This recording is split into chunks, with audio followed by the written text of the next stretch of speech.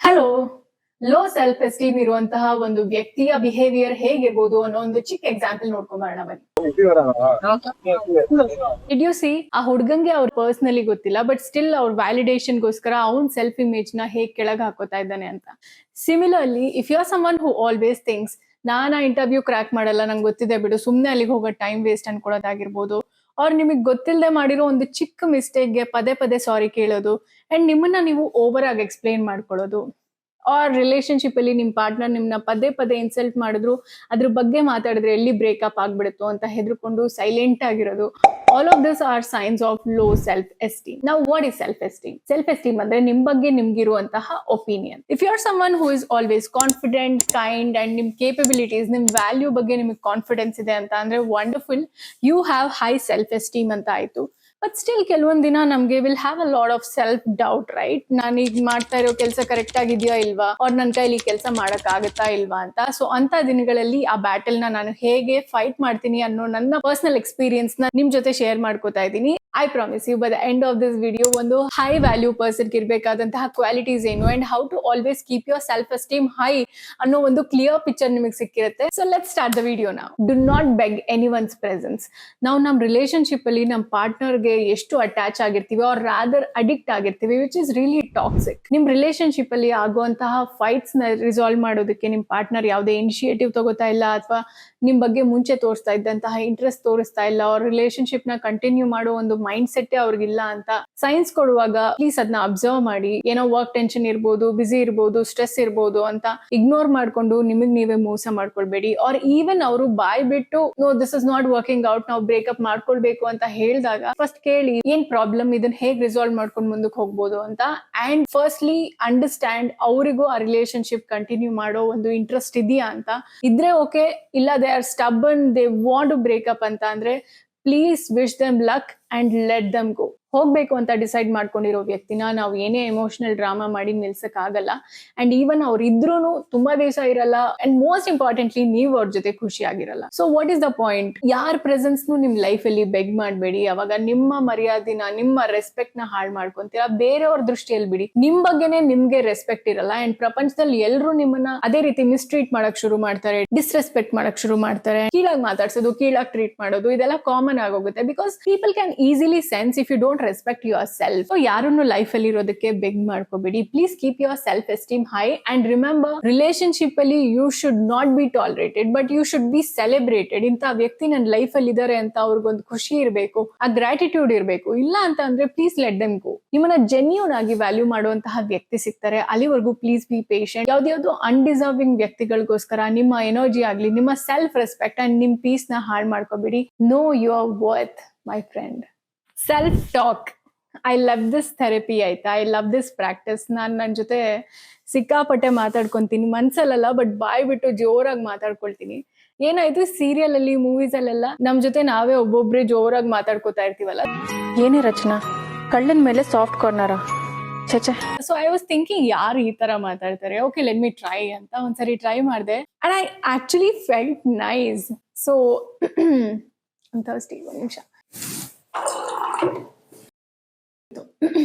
ಯಾ, so ನಾನು ನನ್ನ ಜೊತೆ ಆತರ ಒಬ್ಬೊಬ್ಳೆ ಜೋರಾಗಿ ಮಾತಾಡ್ಕೊಂತೀನಿ.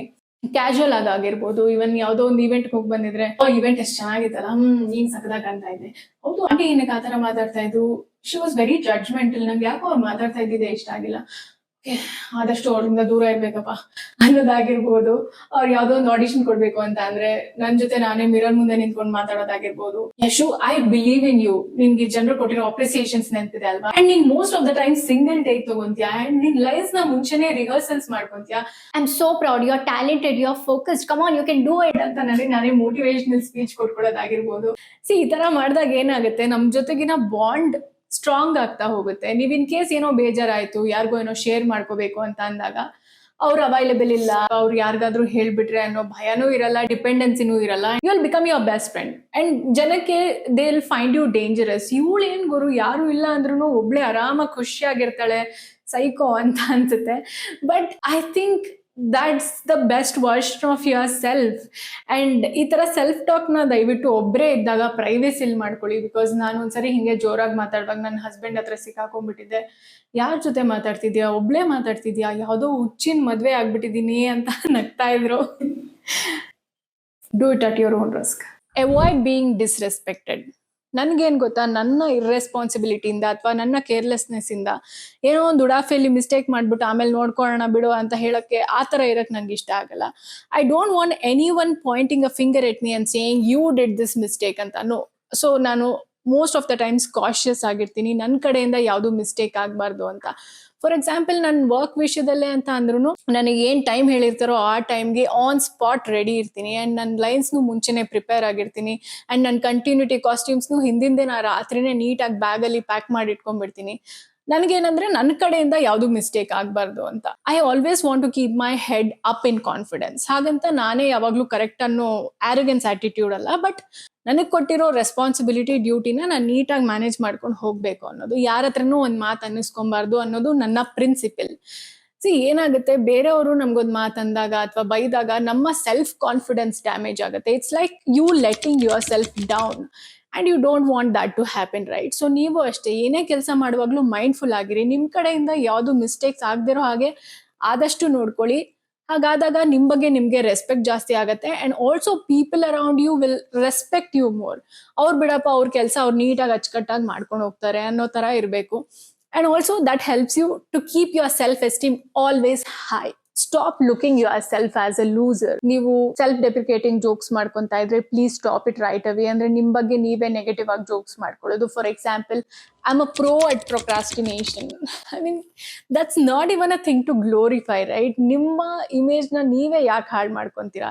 ನೀವು ತಮಾಷೆಗೆ ಹೇಳಿರ್ಬೋದು, ಬಟ್ ನಮ್ಮ ಬಾಡಿಗೆ, ನಮ್ಮ ಮೈಂಡ್ಗೆ ನಾವು ಜೋಕ್ ಮಾಡ್ತಾ ಇದೀವ, ಸೀರಿಯಸ್ ಆಗಿ ಮಾತಾಡ್ತಿದೀವ ಅಂತ ಡಿಫ್ರೆನ್ಶಿಯೇಟ್ ಮಾಡಕ್ ಗೊತ್ತಾಗಲ್ಲ. ನಾವ್ ಏನ್ ಹೇಳ್ತೀವೋ ಅದನ್ನೇ ಪ್ರೊಸೆಸ್ ಮಾಡುತ್ತೆ. ಅದೇ ರೀತಿ ನಮ್ಮ ಬಿಹೇವಿಯರ್ ಅಂಡ್ ನಮ್ಮ ಕ್ಯಾರೆಕ್ಟರ್ ಶೇಪ್ ಅಪ್ ಆಗುತ್ತೆ. ಸೊ ನಿಮ್ ಜೊತೆ ನೀವ್ ಏನ್ ಮಾತಾಡ್ಕೋತೀರಾ, ರಿಪೀಟೆಡ್ಲಿ ಏನ್ ಹೇಳ್ತೀರಾ ಅನ್ನೋದು ತುಂಬಾನೇ ಮ್ಯಾಟರ್ ಆಗುತ್ತೆ. ಅಂಡ್ ಆಲ್ಸೋ ಯಾರಿಗೋಸ್ಕರನು ನಿಮ್ಮನ್ನ, ನಿಮ್ಮ ಸೆಲ್ಫ್ ರೆಸ್ಪೆಕ್ಟ್ ನ ಹಾಳು ಮಾಡ್ಕೋಬೇಡಿ. Because you are important. Don't lose yourself for anyone. And yeah, that's it for this video. And ನಿಮ್ಗೆ ನನ್ನ ಚಾನೆಲ್ ಹೆಲ್ಪ್ಫುಲ್ ಅಂತ ಅನ್ನಿಸ್ತಾ ಇದ್ರೆ please do like and also ನಿಮ್ ಫ್ರೆಂಡ್ಸ್ಗೂ ಶೇರ್ ಮಾಡಿ. And do subscribe because it's free. Okay then, I will see you in the next one.